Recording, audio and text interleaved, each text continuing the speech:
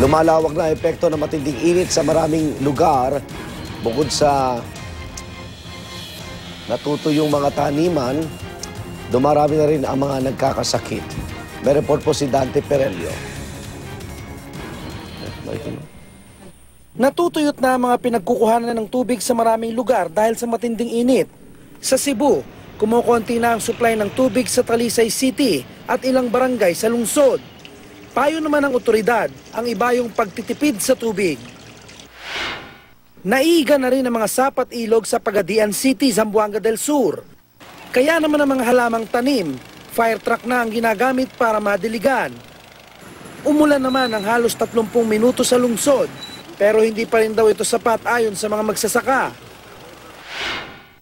At dahil sa malakihang pinsalang dulot ng El Nino, isinailalim na sa state of calamity ang bayan ng Cabacan sa North Cotabato.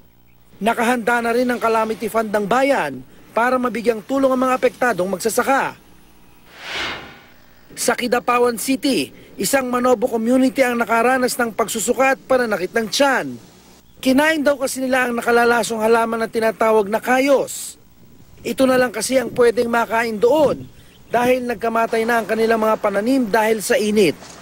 Bukod sa kawalan ng pagkain, may ilang nakararanas ng skin diseases at lagnat.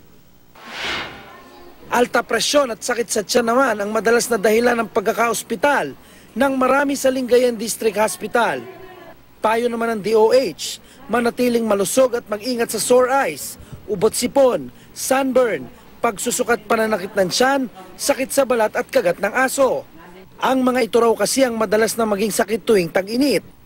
Payo ng mga doktor, kumain ng mga prutas na panangga sa matinding init gaya ng pinya, mangga at kaimito.